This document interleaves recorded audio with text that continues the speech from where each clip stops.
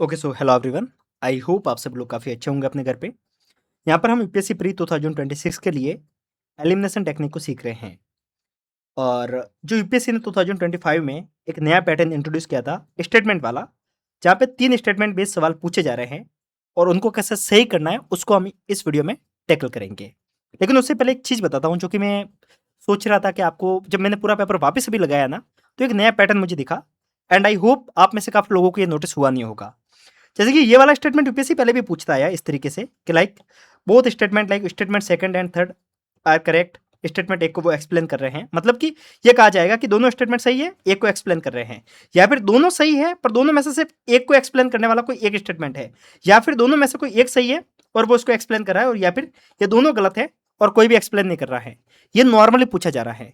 लेकिन एक question UPSC में ऐसा पूछा गया था, ये सिर्फ सिंगल क्वेश्चन था, जहां पे क्या कहा जा रहा है कि स्टेटमेंट नंबर सेकंड और थर्ड करेक्ट है और दोनों स्टेटमेंट नंबर एक को एक्सप्लेन कर रहे हैं। ठीक है, पर आप एक बार ऑप्शन नंबर सेकंड को पढ़िए। ये क्या कहा जा रहा है, बोथ स्टेटमेंट स्टेटमेंट एक and statement second are correct and statement one explain statement number second.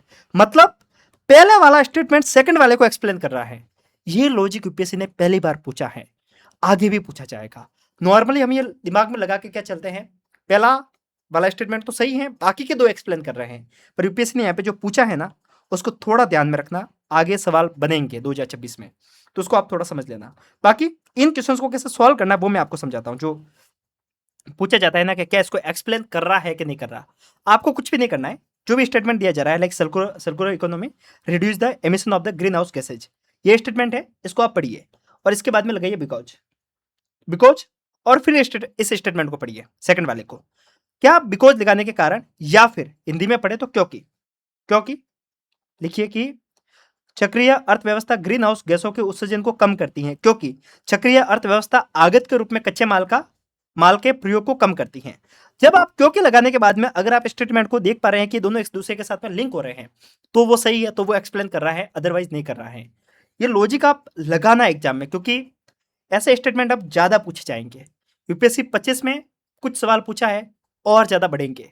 UPSC her bar pattern को नया बनाएगा, नया बनाएगा, नया बनाएगा, और हमें इसको ध्यान में रखना है। बाकी ये वाली बात तो मैं आपको बता चुका हूँ, लाइक स्टेटमेंट नंबर एक और दो दोनों सही है और फर्स्ट वाला सेकंड को एक्सप्लेन कर रहा है। वैसे तो ये वाली चीजें आपको पता होगी, जो भी जनरलाइज स्टेटमेंट होता है उसको ढूंढना होता है। जैसे कि ये जो पूछा जा रहा है इसमें जनरलाइज स्टेटमेंट है कि लाइक पहला वाला तो सही है। लाइक अगर इस टाइप का सवाल आ गया ना तो गजब बनने वाले हैं, क्योंकि यहाँ पे आपको ये पता होना चाहिए कि तीनों के तीनों सही हैं। अदरवाइज ये वाला जो लॉजिक है ना स्टेटमेंट एक और ये वाला, ये सबसे बेस्ट सवाल था, क्योंकि आपको ये पता है कि ये वाला तो किसी भी सूरत में सही है। अब आपको सिर्फ इन दोनों में से किसी एक गलत को पकड़ना है। अगर इन दोनों में से कोई एक भी गलत मिल जाता है ना, तो आप आंसर तक जा पा रहे थे। ठीक है, तो आपको ध्यान रखना है, भगवान से दुआ करनी है कि किसी भी सूरत में ये वाला ऑप्शन तो कम से कम नहीं पूछा जाए। ठीक है, बाकी जो जनरलाइज स्टेटमेंट है, जो पहला सवाल है वो तो क्या कह रहा है कि जो सर्कुलर इकोनॉमी है वो रॉ मटेरियल के इनपुट को कम करती है। आप समझिए क्या होता है सर्कुलर इकोनॉमी का मतलब, क्या होता है कि अपन रीयूज जो पॉलिसी है ना उसको ज्यादा प्रयोग में लाएंगे। मतलब कोई भी वेस्ट, कोई भी सामान अपने यूज कर लिया, फिर उसको अपन रीयूज करेंगे, फिर उसको रिसाइकिल करेंगे। तो इससे क्या होगा, इससे रॉ मटेरियल कम होगा। होगा, ऑब्वियस सी बात है, सर्कुलर इकोनॉमी में तो ये तो कम होगा। पर क्या ये ग्रीन हाउस गैस को एमिशन को कम करने में कुछ काम करेगा? हाँ, क्योंकि जब रॉ मटेरियल कम लगेगा, अगर कोई सामान कम लगेगा, जब रॉ मटेरियल कम होता है तो ऑब्वियस सी बात है ग्रीन हाउस गैस कम कैसे होगी, क्योंकि जितना ज्यादा रॉ मटेरियल होगा उतना ज्यादा CO2 का एमिशन ज्यादा होगा। ठीक है, तो CO2, क्योंकि कोई भी सामान बनता है उसमें कार्बन तो होता ही है ना, ये लॉजिक आपको लगाना है।